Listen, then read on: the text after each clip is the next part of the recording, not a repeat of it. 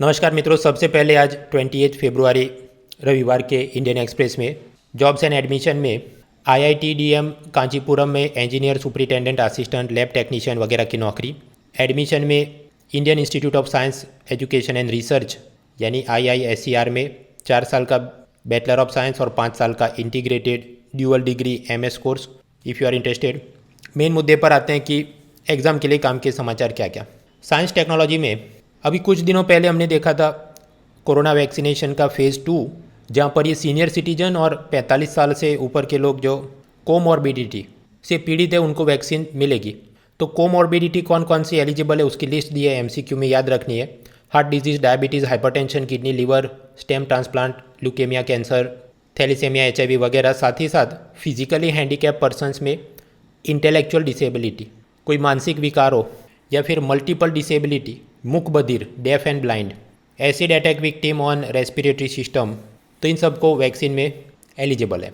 और ये वैक्सीन सरकारी हॉस्पिटल में तो फ्री में मिलेगी, लेकिन प्राइवेट हॉस्पिटल में लेनी है तो ये प्राइवेट हॉस्पिटल वाले भारत सरकार से उसको एक्वायर कर रहे हैं। तो 150 रुपीज़ पर वैक्सीन डोज वो नेशनल हेल्थ अथॉरिटी, जो कि हेल्थ मिनिस्ट्री के नीचे एक संस्था है, उसको पे करेंगे। वैक्सीन मिला और उसको वो मैक्सिमम 250 रुपीज़ पर डोज में बेच सकते हैं। और ऐसे 2 डोज लेने हैं आपने तो 500 रुपये का खर्च। Vaccine logistics, supply chain management, आपूर्ति श्रृंखला प्रबंधन, ये सब क्या होता है? सही चीज़ को सही वक्त पे सही जगह पर पहुंचाना। Sending the right material to right place at the right time. पता चला ये वैक्सीन तो हमने काफ़ी सारी मैन्युफैक्चर कर दी, लेकिन इसमें से 25% जत्था ऐसा है जो अप्रैल महीने के एंड तक वो एक्सपायरी डेट क्रॉस कर देगा। लेकिन कई सारे लोग जो एलिजिबल है फिर भी वैक्सीन लेने के लिए नहीं जा रहे हैं, तो जितना मैन्युफैक्चर हुआ है उसका शायद 25% सप्लाई वो एक्सपायरी डेट में बिगड़ जाए। कुछ विशेषज्ञों का ये भी मानना है कि ये जो गवर्नमेंट ने सिस्टम बना दी है कि वो सब डिस्ट्रीब्यूशन का काम देखेगा, वैक्सीन सप्लायर से वो टाइप करेगा और नीचे उसको डिस्ट्रीब्यूट करवाएगा, तो वो सरकारी काम में जो धीमापन रहता है उसकी जगह अगर प्राइवेट डिस्ट्रीब्यूटर प्राइवेट हॉस्पिटल के साथ सीधा ही कनेक्ट कर लेते शुरुआत से ही, तो हो सकता था इसको और ज़्यादा इफेक्टिवली पहुंचाया जा सकता था। खैर उसके भी काउंटर आर्ग्यूमेंट हो सकते थे कि प्राइवेट डिस्ट्रीब्यूटर्स को सारा काम सौंपेंगे तो अमीर लोगों को ही वो सारा माल दे देंगे, black marketeering and many other problems. खैर आगे बढ़ते हैं। इकोनॉमी, आप जानते हैं नेशनल फूड सिक्योरिटी एक्ट 2013, राष्ट्रीय खाद्य सुरक्षा अधिनियम, उसमें बात क्या है? ये हर एक एलिजिबल बेनिफिशियरी लाभार्थी को महीने में 5 किलो अनाज मिलेगा। राइस एट 3 रुपीज़ पर किलो, वीट एट 2 रुपीज़ पर kilo and other cores grain जैसे जवार बाजरा वगैरह 1 रुपये पर किलो। और उसके चलते सरकार को लाखों करोड़ों का सब्सिडी बर्डन आता है। अब ये ओरिजिनल फूड सिक्योरिटी एक्ट में ऐसा लिखा है कि अर्बन एरिया की 50% पॉपुलेशन और रूरल एरिया की 75% पॉपुलेशन को कवर करना है। कुल मिलाकर पूरे भारत की 67% पॉपुलेशन को कवर करना है। तो पहले भी इकोनॉमिक सर्वे ने रेकमेंड किया था, food corporation of India FCI को रिफॉर्म करने के लिए एक शांता कुमार समिति बनी थी, उसने भी रेकमेंड किया था कि इतने सारे लोगों को सस्ता अनाज देने की ज़रूरत नहीं है, ये जो बेनिफिशियरी लिस्ट है उसको थोड़ा कम करें। और अभी पता चला कि नीति आयोग ने भी ऐसा कुछ रिपोर्ट तैयार करके सरकार को सजेस्ट किया है कि रूरल एरिया में 75% पॉपुलेशन नहीं, सिर्फ 60% पॉपुलेशन को लाभ मिले, और अर्बन एरिया में 50% नहीं, सिर्फ 40% पॉपुलेशन को लाभ मिले, तो हमारा सब्सिडी बर्डन करीब 47,000 करोड़ रुपीज़ पर ईयर कम हो जाएगा। और दूसरा कि धीरे धीरे साल 2013 में जितने गरीब थे, अब तो उसमें से कुछ लोग तो बेहतर पैसा कमा रहे होंगे, तो वो मार्केट प्राइस पे खरीद सकते हैं। हर एक को 1 रुपये, 2 रुपये, 3 रुपये किलो में अनाज देना ज़रूरी नहीं है। खैर इस पर सरकार क्या कुछ कर सकती है? असल में ये एक्ट में ही लिखा है, so they will have to get the act amended in parliament. तो जैसे किसान बिल का विरोध हो रहा है, इसका कुछ बिल लेके आएंगे उसका विरोध होगा, तो public welfare, populism, public finance, fiscal prudence, राजकोषीय मितव्ययिता, सब्सिडी का बोझ कम करना चाहिए वगैरह सोचने लिखने के मुद्दे। मित्रों ये सब्सिडी क्या ही नाम लिया है, तो कोरोना के बाद इकोनॉमी को रिवाइव करने के लिए अलग अलग देश की सरकार कुछ ना कुछ सब्सिडी टैक्स रिलीफ दे रही है। उसी के चलते अमेरिकन लोकसभा यानी हाउस ऑफ रिप्रेजेंटेटिव्स, उन्होंने एक बिल पास किया जिसमें $1.9 ट्रिलियन कोविड रिलीफ दी जाएगी। उसके सेलिएंट फीचर्स में से कुछ मुद्दे हमने मेंस आंसर राइटिंग में याद रखने हैं। पहला कि वहाँ जितने इनकम टैक्स पेयर हैं उनको करीब $1,400 की टैक्स रिबेट मिलेगी। टैक्स रिबेट का मतलब क्या? सपोज़ आपने $2,000 इनकम टैक्स भरना होता तो उसमें से इतना 1400 माइनस हो जाता, तो फिर आपने सिर्फ 600 पे करना पड़ता। अभी इसमें what is the exact amount $1,400 है या कितनी, वो काम की नहीं, समझना ये है कि अमेरिकन सरकार तो इनकम टैक्स में ऐसी माफ़ी दिलवा रही है, भारत सरकार ने अपने बजट में ऐसा कुछ क्यों नहीं किया। हमने आगे बजट पढ़ा था तो उसमें तो इनकम टैक्स के स्लैब सेम टू सेम है, वो 75 ईयर और वो सीनियर सिटीजन को 1-2 राहत दी गई सिर्फ। तब गौर करें, अमेरिका में जितने वोटर्स हैं उसमें से 60% या उससे ज़्यादा लोग इनकम टैक्स पे करते हैं। भारत में जितने रजिस्टर्ड वोटर्स हैं उसमें से हार्डली 4 to 5% लोग इनकम टैक्स पे करते हैं। तो सबसे पहला मुद्दा बनता है इलेक्टोरल पॉलिटिक्स। इधर इनकम टैक्स में माफ़ी भी दे दी तो कौन सी सरकार को भर भर के वोट मिलने वाले हैं, फर्स्ट थिंग। सेकंड, फिर भी अगर सरकार इनकम टैक्स में माफ़ी दे देती तो पूरी आबादी की अगर hardly 4 to 5% of the voters are paying income tax, तो वो इनकम टैक्स में माफ़ी मिली और 10-12 हज़ार बच भी गए तो कौन सा वो मोबाइल फ़ोन खरीद के इकोनॉमी को वापस खड़ा कर देंगे। तो गवर्नमेंट अगर इनकम टैक्स पेयर को बहुत माफ़ी देती भी तो उससे इकोनॉमी रिवाइव करने में इतनी बहुत ज़्यादा मदद भारत में हो सके सीम्स लिटल डिफ़िकल्ट, क्योंकि अपना जो टैक्स बेस है, टैक्स बेस मतलब आबादी के कितने प्रतिशत लोग से सरकार टैक्स का पैसा ले रही है, तो वो अमेरिका के अनुपात में वो कम दिखता है।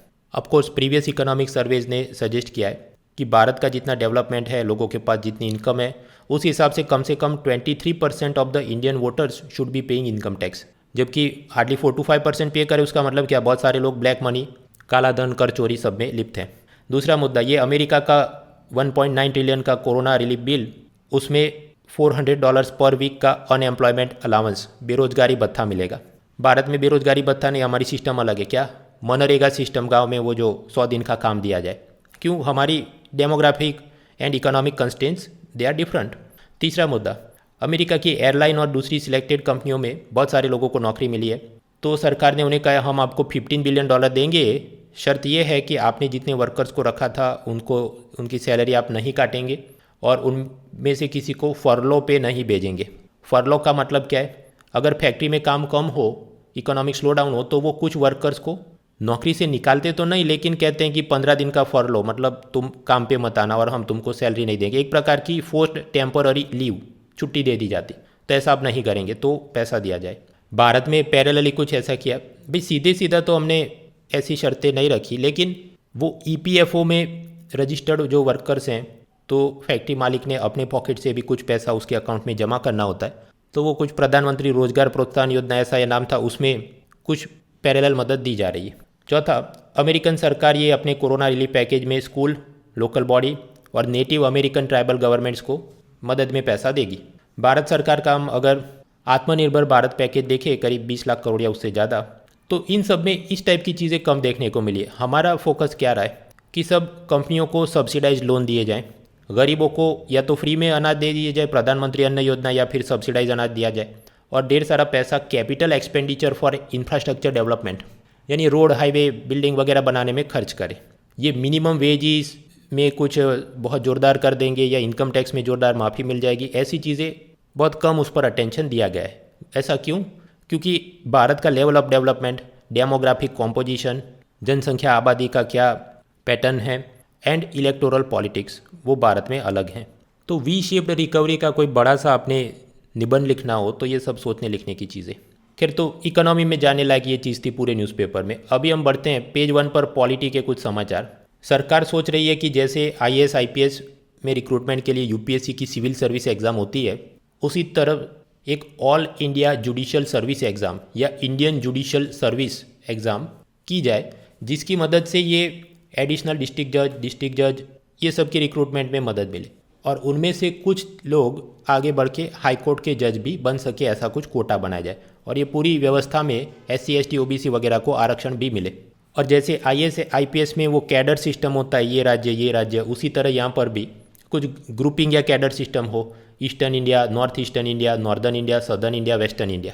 ऐसा क्यों? क्योंकि अलग अलग राज्यों की भाषाएँ अलग हैं, उनकी सोसाइटी कल्चर अलग है, तो उन जजों को बेहतर पता रहे कि उस हिसाब से वो केस क्या है, उसमें जो गवाहों की सुनवाई पर गौर करना हो वगैरह वगैरह। खैर, अभी ये मुद्दा और डेवलप होगा तो हम और पढ़ेंगे इसे। साथ ही साथ ये लॉ मिनिस्टर रविशंकर प्रसाद ने अपनी स्पीच में कहा कि जनता को जनहित याचिका यानी पब्लिक इंटरेस्ट लिटिगेशन फाइल करने का अधिकार है। वो बात सही, लेकिन साथ ही साथ उनकी ये भी कर्तव्य है कि अगर उस पीआईएल पर जजमेंट आए तो उसका वो सम्मान करें। आजकल ये होता है कि कुछ लोग अपने दिमाग में उन्होंने कुछ ठान लिया है क्लाइमेट चेंज के बारे में, एनवायरनमेंट के बारे में, पॉवर्टी के बारे में, फ्रीडम ऑफ स्पीच के बारे में, और उस हिसाब से वो पीआईएल डालते रहते हैं। और अगर उनके फेवर में जजमेंट नहीं आए तो वो जजमेंट की तो निंदा करते ही हैं, साथ ही साथ जो जज है उसकी भी निंदा शुरू करते हैं सोशल मीडिया में कि तो मोदी सरकार का ही कहा मानते हैं और इम्पार्शियल जुडिशरी नहीं वगैरह।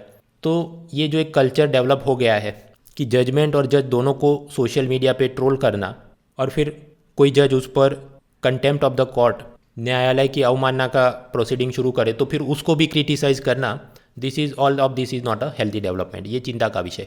सोशल मीडिया का ही नाम लिया है तो याद करो, अभी 2-3 दिन पहले सॉफ्ट टच रेगुलेशन गाइडलाइंस जो आई थी उसमें बात थी कि सोशल मीडिया इंटरमीडियरीज़ को 2 भाग में विभाजित करेंगे। एक होगी नॉर्मल या नॉन सिग्निफिकेंट और दूसरे होंगे सिग्निफिकेंट सोशल मीडिया इंटरमीडियरीज़। तो ये सिग्निफिकेंट वालों ने, जैसे गूगल, फेसबुक, ट्विटर ने 24/7 के लिए ऑफिसर अपॉइंट करने होंगे जो लॉ एंड एनफोर्समेंट एजेंसीज़ के साथ टाइप करें। तो अभी 2-3 दिन पहले जो आया था वहाँ पर सरकार ने डेफिनेशन नहीं दी थी कि सिग्निफिकेंट सोशल मीडिया इंटरमीडियरी क्या है। तो अभी उन्होंने डेफिनेशन दे दी है कि if more than 50 lakh users then you will have to do it. तो ये पर्टिकुलर आंकड़ा याद रखना है एमसीक्यू के लिए। सोशल मीडिया का ही नाम लिया तो एक तीसरी भी खबर चली, right to privacy and facial recognition technology. Facial recognition आप समझते हैं, ये महंगे वाले फ़ोन में आप उसको अनलॉक करने के लिए बस वो आपका सेल्फी वाले कैमरा से फ़ोटो खींच के वो अनलॉक कर देता है। उसी तरह फेसबुक में आप फ़ोटो अपलोड करें तो वो अपने आप रिकॉग्नाइज़ कर सकता है कि ये मिस्टर ए है, ये मिस्टर बी, और उसको आप टैग कर सकते हैं। तो अमेरिका में फेसबुक के सामने एक केस फाइल हुआ कि यूज़र्स की अनुमति लिए बिना उन्होंने ऐसा सब फेशियल रिकॉग्निशन डेटा हार्वेस्ट किया है।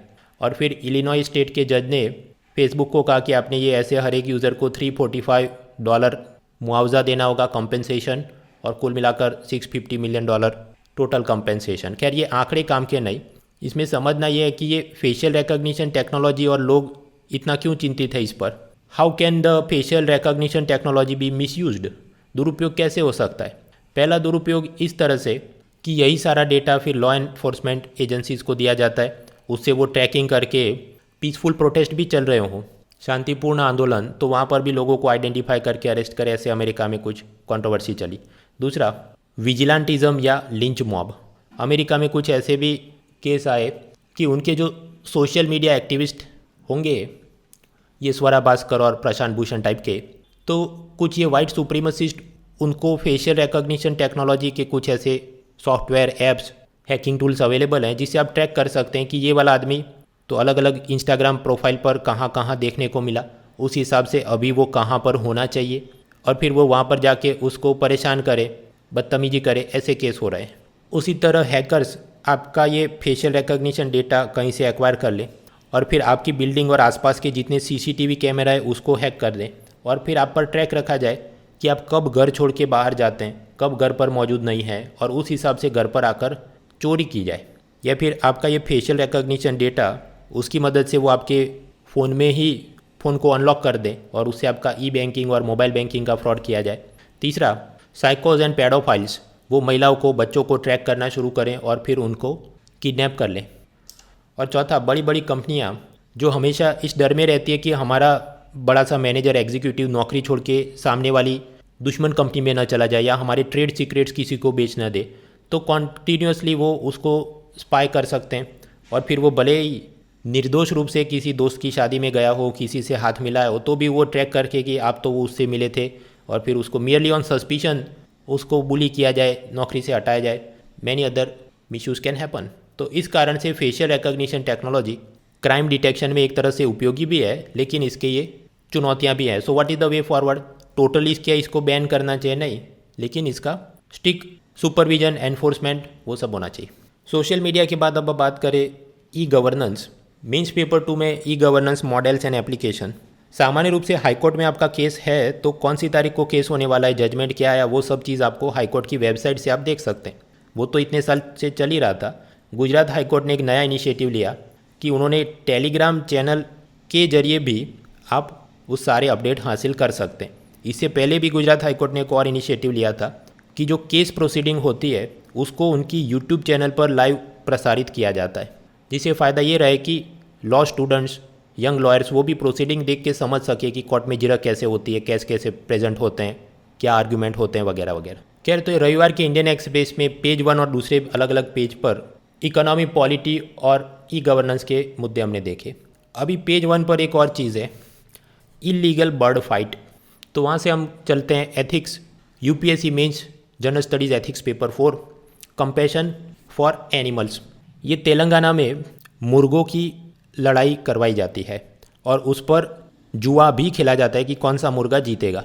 इसके लिए ये मुर्गों को खास ट्रेनिंग देते हैं और उनके पैरों में 3 इंच के एकदम तेज ब्लेड्स भी बांध दिए जाते हैं ताकि वो एक दूसरे को घायल कर सके। पता चला ऐसी कुछ लड़ाई चल रही थी और फिर वो मुर्गे का मालिक, उसने वो मुर्गा उठाया होगा, लेकिन मुर्गा, उसके पैर में ये जो ब्लेड लगे थे और उसने ऐसे जोर से घाव लगा दिया कि वो मालिक वहीं पर मर गया। फिर पुलिस ने उस मुर्गे को गिरफ्तार किया और 1 रात तक जेल में भी रखा वगैरह, सब पेज 1 पे लिखा है। खैर, वो सब कटाक्षपूर्ण चीज़ों में न जाते हुए सोचा जाए कि ये तेलंगाना में लोग ऐसा क्यों करते होंगे। तो partly it is driven by craving for the sadistic entertainment, विकृत रूप से मज़ा लेना है इसलिए, and partly it is driven for poverty, desperation, quick income, इस पर जुआ लगाया जाए, कौन जीतेगा मुर्गा और जल्दी से पैसा मिल जाए। तो बहुत सारे ये डेली वेजर्स, दहाड़िए मजदूर, वो ऐसे सब चीज़ों में लगे रहते हैं। साउथ इंडिया के कुछ राज्यों में आप जानते हैं bull taming spot, bullock cart racing, jallikattu वगैरह, और उसमें भी एनिमल राइट एक्टिविस्ट विरोध करते हैं कि ये जीव दया के खिलाफ है। तीसरा, ये आज इंडियन एक्सप्रेस में एक स्टेट स्पेसिफिक न्यूज़ में पता चला, वडोदरा में एक बैचलर मैन था और उसको शादी करनी थी, तो कुछ नकली ज्योतिष ने उसको ऐसी पट्टी पढ़ाई कि आप 2 भैंस का बलि दीजिए, सेक्रीफाइस टू बफेलोज, तो फिर आपको ऐसी वाइफ मिलेगी जो आपके लिए, मतलब बच्चे लड़का ही पैदा होगा, ऐसी आपको वाइफ मिलेगी। सो अगेन, ये कंपेनियनशिप के लिए, लव अफेयर्स के लिए, संतान प्राप्ति के लिए, पैसा, पावर, शोहरत, अंधश्रद्धा, इन सब के चलते भी जानवरों पर अत्याचार हो रहे हैं। इसके अलावा आप जानते हैं ये जानवरों को, उनकी हड्डी, मांस, उसमें से ऐसी जादुई दवाइयाँ बनाई जाएंगी जिससे आपका पावर बहुत बढ़ जाएगा। इस टाइप की सुपरस्टिशन में भी भारत, चीन, साउथ एशिया में बहुत सारे जानवरों को मारा जाता है उनके चमड़े के लिए, pelts and hides, selling them as exotic pets, पालतू जानवर के रूप में। कल वो हमने देखा था कराकल, वन बिलाव, उसके साथ हो रहा है। 5वां मुद्दा, मैन एनिमल कॉन्फ्लिक्ट। वो केरला में एक हथनी को पाइनएप्पल में पटाखे लगाकर कुछ मार दिया। कई जगह पर किसान खेत के आसपास इलेक्ट्रिक फेंस लगा देते हैं ताकि बिजली की तार से ये हाथी मर जाएं। मैन एनिमल कॉन्फ्लिक्ट बढ़ रहे हैं। और छठा, अमेरिका की मशहूर सिंगर लेडी गागा, उसके कुत्तों को किसी ने किडनैप कर दिया और वो किडनैपर इस पूरी घटना में लेडी गागा के एक एम्प्लॉय को उन्होंने गोली भी मार दी। यानी पैसा जल्दी से कमाने की लालच में compassion for the animals is missing. खैर, लेडी गागा का कुत्ता हुआ किडनैप वो कोई मेंस में लिखने की चीज़ नहीं है। आगे बढ़ते हैं। दूसरा मुद्दा, ये जल्दी से पैसा और शोहरत कमाने की लालच, उसी के बारे में आज एक कॉलम भी है इंडियन एक्सप्रेस में, यूथ एंड मॉरल डेग्रेडेशन। हालांकि आप जानते हैं वो सोशल मीडिया के चलते आपकी फ्रस्ट्रेशन और इनसिक्योरिटी बढ़ती है कि मेरे दोस्त मुझसे आगे निकल गए, वो मुझसे खूबसूरत हैं, उनके पास अच्छी नौकरी है, और उसके चलते कोई भी नौजवान लड़का लड़की पोएट्री, आर्ट, एक्टिविज़म ऐसा कुछ करे तो बाकी सब लोग कि तो क्या टाइम वेस्ट कर रहा है, नॉन प्रोडक्टिव काम है। सो बेस्ट कॉलेज में एडमिशन लो, बेस्ट सैलरी मिले, फैंसी लाइफस्टाइल, उसके लिए हसलिंग, मतलब कुछ भी जुगाड़पंथी इधर उधर सही गलत काम करके आप ज़िंदगी में आगे बढ़ने की कोशिश करें। सामान्य रूप से नौजवान, उनके अंदर जस्टिस, फेयरनेस, फोर्थराइटनेस, न्याय, सत्यपूर्णता, ये सब होता है, लेकिन सोशल मीडिया के चलते वो ये सब से दूर जा रहे हैं, जो चिंता का विषय। तो ये भी आप जानते हैं, लेकिन जब आप इंग्लिश में लिख रहे हैं तो अच्छे से लिख सके, इसलिए ऐसे सब कॉलम देखते रहना ज़रूरी। खैर, आगे बढ़ते हैं। पेज 1 के बाद पेज 2, 3, 4, 5, 6, 7 में कुछ काम का नहीं। पेज 8 पर ट्विटर के सामने भारत ने अपनी एक ऐप बनवाई, KOO, तो वो कैसे काम करती है उसकी बहुत सारी लंबी उन्होंने 1 पेज कॉलम बनाई है। इतना सब काम का नहीं, सिवाय कि आपने वो कंप्यूटर साइंस में ग्रेजुएशन किया हो और आपका इंटरव्यू नज़दीक में आने वाला हो, तो ये सब पढ़ के कुछ बोल सकते हैं। पेज 9 कॉलम्स, चिदम्बरम और तवलीन सिंह का कॉलम, वो ग्रेटा थनबर्ग की सहेली को जो जमानत मिली, लेकिन उसमें नया जाने लायक कुछ नहीं। दूसरा एक कॉलम है HC नैनवाल, जो ग्लेशियर के एक्सपर्ट हैं, वहाँ से हमने ये ज्योग्राफी एनवायरनमेंट में याद रखना है कि गंगा की 2 प्रमुख ट्रिब्यूटरी नदी कौन है, अलकनंदा जो सतोपंथ ग्लेशियर से निकलती है, और दूसरी है भगीरथी जो गंगोत्री ग्लेशियर से निकलती है, और इनकी हमने बहुत ज़्यादा स्टडी करने की ज़रूरत है to prevent glacier lake outburst floods, GLOF। वो GLOF कैसे प्रिवेंट कर सकते हैं, कुछ दिन पहले हमने पूरा जवाब भी तैयार किया था। ये वाले जो 2 नए मुद्दे हैं कि ये नदी इस ग्लेशियर से, तो वो MCQ में याद करने के मुद्दे। मेरे ख्याल से अभी कुछ हाल की एक आध परीक्षा में ऐसा ग्लेशियर और लोकेशन के बारे में कुछ प्रश्न आए थे। पेज 10 पॉलिटिक्स तू में काम की नहीं। पेज 11 इकोनॉमी में यही 50 लाख से ज़्यादा यूज़र्स होंगे तो आपकी सिग्निफिकेंट सोशल मीडिया इंटरमीडियरी मानी जाएगी और फिर उसको ज़्यादा सख्त नियमों का पालन करना होगा। पेज 12 वर्ल्ड न्यूज़ में अमेरिकन लोकसभा में 1.9 ट्रिलियन का कोविड बिल, वो हमने पढ़ लिया। फेसबुक पर 650 मिलियन का ये फेशियल रिकॉग्निशन टेक्नोलॉजी मिसयूज़ का केस, वो भी हमने पढ़ लिया। इसके अलावा और भी चिटपुट का समाचार है, जैसे वो पोम्पई में ज्वालामुखी फटा था बहुत सालों पहले और वहाँ पर अभी भी अवशेष अलग अलग पाए जाते हैं, तो कुछ नया अवशेष मिला है, कुछ घोड़ा गाड़ी का रथ था या, लेकिन एक हद से ज़्यादा उसमें घुसने का कोई फ़ायदा नहीं, आगे बढ़ो। दूसरे एक समाचार है कि प्रेसिडेंट बिडेन सऊदी अरब के क्राउन प्रिंस मोहम्मद बिन सलमान को कोई सज़ा करने में दिलचस्पी नहीं रखते हैं, क्योंकि भले वो जर्नलिस्ट जमाल खाशोगी की हत्या में नाम आया, लेकिन सऊदी अरब के साथ रिश्ते संभालने, तो वो तो हमने कल ही पढ़ लिया था। उसके बाद पेज 12 के बाद पेज 13 से लेके लाइफस्टाइल समाचार शुरू होते हैं। रविवार का अखबार है। इस बार है संडे एक्सप्रेस में कि भारत के कई नौजवान साउथ कोरियन वेब सीरीज़ को देखना पसंद करते हैं और वो क्यों बढ़ रहे हैं उसके सब कारण दिए हैं। वैसे पढ़ने लायक सीधा एग्ज़ाम में नहीं, लेकिन आजकल मैं देखता हूँ कि इंटरव्यू फॉर्म में जो लिखना होता है आपकी हॉबी क्या है, कुछ बार कुछ स्टूडेंट्स ऐसा लिखते हैं कि watching this Japanese anime series, वो कुछ कार्टून वाले वेब सीरीज़ होते हैं, and then watching some web series. तो अगर आपका ऐसा कुछ लिखने वाले हैं कि ये साउथ कोरियन वेब सीरीज़ में देखता हूँ, तो फिर ये सब कि उसमें क्या थीम्स होते हैं, क्या मोटिव होते हैं, वगैरह वगैरह। वैसे मित्रों, कुछ बार कुछ स्टूडेंट होशियारी मारने के चक्कर में ऐसा सोचते हैं कि मैं कोई बहुत ही जटिल या मॉडर्न किस्म की हॉबी लिख दूंगा तो UPSC इंटरव्यूअर मुझे बहुत प्रश्न नहीं पूछेंगे और मैं बच जाऊंगा। तो वो आपकी गलतफहमी है। उसका ये कारण कि वो तो कई सालों से पैनल में बैठते हैं, तो आपसे पहले और भी कई सारे लोग ऐसा खेल उनके साथ खेलने की कोशिश कर चुके हैं, तो उनको प्रश्न पूछ पूछ के ये इंटरव्यूअर्स को सब पता चल जाता है। मैं ये एनिम सीरीज़ देखता हूँ या सुडोकू सॉल्व करता हूँ या ओरेगामी बनाता हूँ। फिर एक बार एक जने ने लिखा था हाइकिंग करता हूँ, तो फिर उसको भी पूछना तो शुरू किया था सब रियल इंटरव्यू पैनल में कि हाइकिंग और जॉगिंग में क्या अंतर होता है, कितनी कैलोरी बर्न होती है, उसके लिए जो शूज़ इस्तेमाल होते हैं उसकी क्या खास बात होती है, उसमें कितने लीटर की वाटर बॉटल लेके चलना चाहिए, से लेके बहुत सारे मुद्दे। क्योंकि हो सकता है इंटरव्यू पैनल ने उससे पहले वाला कोई दूसरा कैंडिडेट उसको पूछा और उसने ऐसे बहुत सारे हाई लेवल के जवाब दिए हों, तो उनको ज्ञान मिल जाए। तो कुल मिलाकर मेरा कहने का तात्पर्य ये है कि अगर आप कोई मॉडर्न सोफिस्टिकेटेड हॉबी लिखने वाले, उसमें कुछ गलत नहीं, लेकिन ऐसी कामचोरी में मत रहिएगा कि उसमें से मेरे को कुछ पूछेंगे नहीं, जोरदार वाली चीज़। खैर, तो ऐसे सब अलग अलग लाइफस्टाइल कॉलम कुछ पढ़ सकते हैं हॉबी के लिए, और दूसरा CSET पेपर 2 रीडिंग कॉम्प्रिहेंशन के लिए। पेज 16 स्पोर्ट्स, अगर क्रिकेट हॉबी है तो उसमें वो रेड बॉल और पिंक बॉल और उस हिसाब से क्या स्ट्रैटेजी होनी चाहिए, तो वो सब if it is your hobby you may read that. तो ये था रविवार का न्यूज़पेपर।